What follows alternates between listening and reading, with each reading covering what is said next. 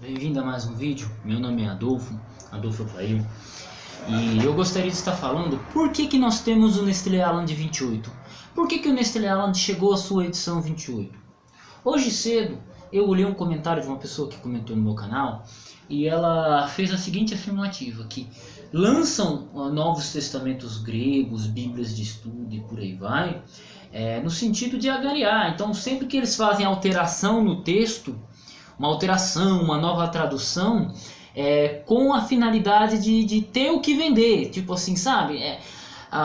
Modifica uma palavra aqui para dizer que a tradução é melhor ou isso, aquilo, para ter o que vender para semana que vem ou mês que vem, lançar outra Bíblia de estudo, outra Bíblia não sei o que, para você acabar adquirindo, tá? De fato, eu concordo com este argumento em torno de uns 80 a 90%.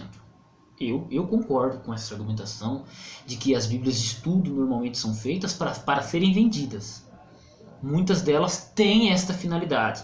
Você tem a Bíblia do pedreiro, você tem a Bíblia do advogado, você tem a Bíblia da mamãe, a Bíblia do pastor, a Bíblia do apologeta, a Bíblia do pentecostal, a Bíblia do adventista, a Bíblia do batista, a Bíblia do saninho lendário, Jiraiya, nível 12. Você tem Bíblia para tudo quanto que é gosto. A Bíblia do adolescente, a Bíblia do Caleb. Tá? Isso eu acredito que se aplica sim às traduções dentro de um certo ponto. Eu acredito que cada Bíblia, cada tradução bíblica, ela tem uma certa finalidade. Ela tem uma certa finalidade. E a gente tem que entender esta finalidade. Com que finalidade a Almeida Atualizada veio? Com que propósito os autores da Almeida Atualizada fizeram a Almeida Atualizada? Com que propósito eles lançaram a terceira edição da Almeida Atualizada, que é a nova Almeida Atualizada? Por exemplo, qual que foi a finalidade dela em 1900 e bolinha, 1992 e 2017? É isso que eu gosto de tratar. Qual que foi a finalidade da NVI? Por exemplo, eu particularmente não gosto da NVI, mas a minha pergunta é: qual foi a finalidade da NVI? O que o autor tinha em mente quando ele traduziu a NVI? Foi criar uma Bíblia numa linguagem mais popular, numa linguagem mais dinâmica, né? Não que ela seja totalmente dinâmica, não que ela seja totalmente interpretativa, mas ela tem alguns pontos que ela traduz bem, mas ela não tem o foco de ser uma Bíblia com uma pegada literal. NVI. Se você pegar a Almeida Corrigida Fiel, que é a Bíblia que eu mais utilizo, a minha Bíblia oficial, eles têm a pegada e a observação de ser mais literais o possível dentro do grego e do hebraico. Nem sempre conseguem, mas tem esse viés, entendeu? E também tem a finalidade de serem fiéis ao texto hebraico e ao texto grego, o texto Recépcio e o texto de Ben-Haim. Perfeito, fechou. Então se você sabe a base com que foi criada a sua Bíblia, a Bíblia, você fica mais fácil de entender a sua metodologia e para que serve. Fica mais claro a gente entender a finalidade de uma caneta azul, sabendo para que ela serve. A mesma coisa fica mais claro para você saber qual que foi a finalidade da nova tradução de linguagem de hoje, da Bíblia Mensagem, sabendo com que finalidade elas foram escritas. Sacou? Entendeu? É igual, por exemplo, você vai cavar um buraco, e de buraco eu entendo, porque eu sou pedreiro e eu já cavei muita valeta na vida. Já cavei não, cavo e ainda cavarei até terminar minha faculdade, né? A minha segunda faculdade, até Deus permitir que eu dê aula em algum lugar. Por hora, eu sou pedreiro. Então, qual que é a finalidade? Por exemplo, uma enxada é boa para carpir, para mexer massa. Mas para cavar buraco ela é boa? Ela já não é. Agora, uma picareta. Você tem dois tipos de picareta. Você tem a picareta que ela é pontuda e você tem uma picareta que ela já tem uma parte maior. Esta picareta ela é excelente para cavar buraco em terra dura. Quando a terra é muito dura, você usa a picareta só pontuda. Por quê? Porque ela quebra a terra, ela quebra se tiver pedra, alguma coisa, então você consegue quebrar melhor. Então, cada ferramenta ela tem uma finalidade. Pá é bom para você jogar terra, pá é bom para você jogar areia, pá é bom para você jogar massa.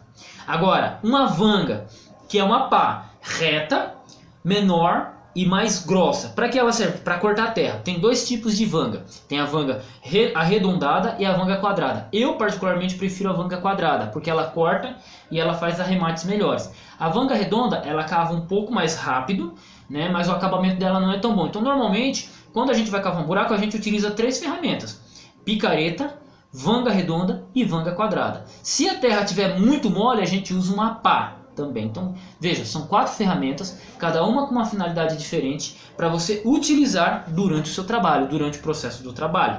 A mesma coisa a gente aplica das ferramentas de trabalho da construção civil, a gente aplica nas Bíblias. Se você entende com que finalidade tal Bíblia foi desenvolvida, você entende melhor e você passa a utilizá-las com mais esmero, com mais destreza. Entendem? Então, por exemplo, a vanga, a pá. Você tem a pá, você tem a vanga e você tem a vanga de quadrado. Você tem a vanga redonda e a vanga quadrada. 3 ferramentas muito parecidas, mas cada uma com uma finalidade. Na verdade, existem 2 modelos de pá muito legais. Você tem a pá com cabo curto e a pá com cabo longo. A pá com cabo curto é bom para você pegar areia, a terra, em espaços menores e jogar em espaços melhores. Em pouco espaço. Então você usa uma pá de cabo curto quando você está trabalhando num lugar de pouco espaço. Quando você está trabalhando num lugar de mais longo espaço ou você vai jogar massa no andame, uma pá de cabo longo ela é muito melhor. Só que se você estiver trabalhando com 2 pessoas perto, você pode acertar seu companheiro. Então você usa a pá de cabo curto. Então veja, você tem 4 ferramentas parecidas: pá de cabo longo, pá de cabo curto, vanga redonda e vanga quadrada. São ferramentas extremamente parecidas, mas cada um tem uma finalidade em um determinado processo do trabalho. A mesma coisa é uma corrigida fiel. Ela tem uma finalidade. Você pega a NTLH, ela tem uma outra finalidade. Você pode colocar as duas e trabalhar as duas em conjunto? Sim, porque uma dá acabamento, outra dá explicação. Simples assim. Mas vamos entrar no que eu queria falar. Eu iniciei o vídeo falando do Nestlé Aland 28, que está na sua edição 28. Eu tenho 26, 27 e 28, tá? A edição 26, 27 e 28. O que acontece? Por que nós temos um Nestlé Aland 28? É porque os editores, ora querem colocar determinada variante aqui, ora querem colocar determinada variante ali. Para você que assiste meu vídeo pela primeira vez, eu vou deixar bem claro, eu não defendo a abordagem do Nestlé Aland 28, a reconstrução eclética, eu defendo a linha de reconstrução majoritária, perfeito? Então fica claro. Então assim, existem variantes aqui que eu discordo. Mas, por exemplo, em Judas 5 você teve uma variante muito legal, que eu tenho um vídeo sobre o assunto, eu até gravei e citei também num outro vídeo meu, Apocalipse de João. Temos aqui a palavra Judas, em Judas 5. Pega a sua Bíblia aí em Judas 5. Olha que doido. Temos Apocalipse 12, Apocalipse 11, Apocalipse 9, Apocalipse 7, Apocalipse 2. Judas, 3 João, Judas 5. Em Judas 5, nós temos uma variante textual aqui, né? Rimas, apax, panta, rota e Jesus. Onde está a palavra Jesus aqui? Nós temos na sua Bíblia vai estar Senhor. Vai estar Senhor. No Nestlé 27 estava a palavra Senhor. No Nestlé 28 apareceu a palavra Jesus. Pergunta, foi porque eles querem ganhar dinheiro, então falou assim, vamos alterar esse texto aqui para dizer que o Nestlé Aland lá, só para ter uma coisa diferente para o pessoal ver? Não. O que acontece? O Nestlé Aland, ele é um manual, ele é um Novo Testamento grego, que ele é um manual básico para crítica textual. Ele é um manual básico para quem vai fazer crítica textual. Quem vai fazer análise de manuscrito, variantes textuais. Ele tem um aparato crítico com os códex, qual traz tal leitura. Então a finalidade dele é apontar essas variantes. Porém, no mundo acadêmico, para a construção textual, para a reconstrução textual, você tem o que? Você tem um negócio chamado acúmulo de evidência. O que é o acúmulo de evidência? Você tem toneladas de manuscritos, você tem toneladas de citações de pais da igreja, você tem toneladas de versões antigas que estão sendo catalogadas dia após dia, descobertas dias após dia também. Então, por exemplo, o Nestlé Aland 26, pelo que eu me lembro, ele foi publicado em 1971. Deixa eu pegar meu Nestlé 26 aqui e eu vou informar para vocês aqui com precisão quando foi publicado o Nestlé Aland 26. Ele foi publicado em 1981. Estou aqui, ó. Nestlé Aland edição 26 foi publicado em 1981. Agora vamos lá. Nestlé Aland 27 foi publicado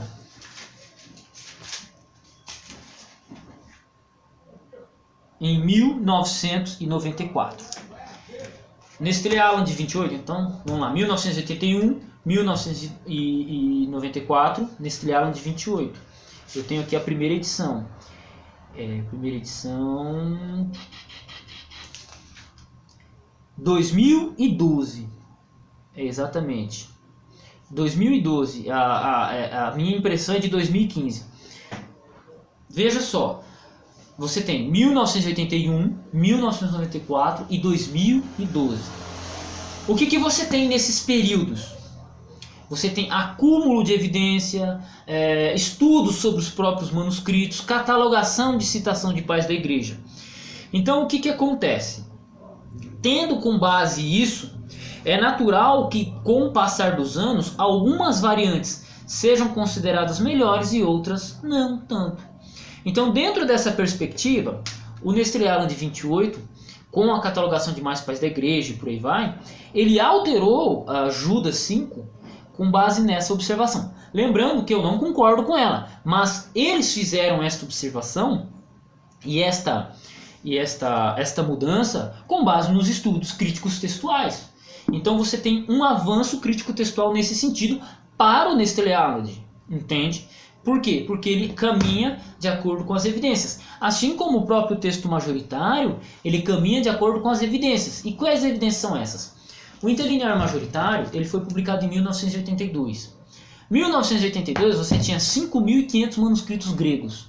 Hoje você tem 5.800 manuscritos gregos catalogados. O que acontece? São 300 manuscritos. Você tem que ter o quê? Uma adequação, uma citação maior desses manuscritos. O Westcott e Hort, em 1882, quando eles publicaram o Novo Testamento grego deles, eles não tinham os papiros catalogados. Então eles não citam papiros no Novo Testamento grego deles. Por quê? Porque eles publicaram o Novo Testamento grego deles antes dos papiros começarem a ser catalogados, que isso foi a partir de 1900. Tá entendendo? Então um texto, o texto do Novo Testamento, tanto o eclético quanto o próprio majoritário, eles vão caminhando de acordo com as evidências, de acordo com os estudos. E no Nestlé Aland de edição 28, a alteração ocorreu em 33 versos com relação ao Nestlé 27. 33 versos. Não foi grande coisa, foram pequenos pontos. Judas 5 foi um deles. Com base em quê? Com base na evidência que eles têm. Com base na conclusão que eles chegaram. Pergunta. Foi com a intenção de vender? Não. Foi com a intenção de achar um texto que melhor se adequasse, que tenha melhor evidência e explicação manuscritológica. Relembrando, retomando, abrindo aspas. Adolfo Clair não concorda com a leitura Jesus no Nestlé Aland 28. A maioria dos manuscritos trazem Senhor, né? Trazem Senhor. Ponto. É isso aí. Eu vou caminhar por hora com o texto majoritário, com a maioria dos manuscritos. Tá? É nesse sentido. Então, quando você tem uma Bíblia que ela é embasada, por exemplo, no Nestlé Aland 27, ela vai trazer o quê? Senhor. Só que se futuramente essa Bíblia for atualizada, você for fazer uma tradução, uma atualização da sua tradução, e você quiser fazer com o Nestlé Aland 28, logo o Senhor se torna Jesus. Por quê? Porque a base manuscritológica para a sua tradução foi esse aqui. E ele tem uma variação com relação a esta edição. Então não é com a intenção de vender Bíblias que é a atualização. É na base de evidência manuscritológica. Por isso que eles levam 10 anos. Né? 81 para 94, 13 anos. 94 para 2012, 2002, quase 20 anos, 18 anos levaram.